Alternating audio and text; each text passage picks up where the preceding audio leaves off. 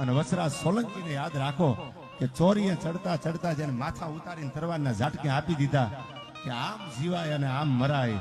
એ ચારણની દીકરી દેવલબાઈનો જ્યાં કોલ હતો કે મારી વેગળનો આવી, એ વેગળનો આવ્યા કે ધડ પાછું આવ્યું, એકદાનો આવી કે હું રાજપૂતનો દીકરો છું, વેગળ લીધા વિના પાછો નો આવું.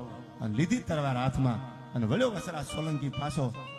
એ ગાયનું હલાલ થઈ ગયેલું કસાએ કાપી નાખેલી અને પછી ધીંગાણું જામ્યું ને એમાં માથું પડી ગયું. જે વસરાજ સોલંકીનું ધડ લડ્યું છે ત્યારે એમાં નારણદાનજી સુરુ એમ કહેતા હો ચારણિયા,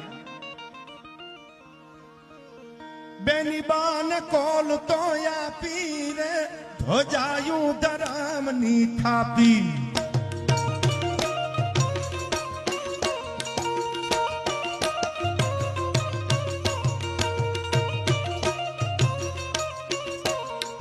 બેની બાન કોલ તો આપી રે ધોજા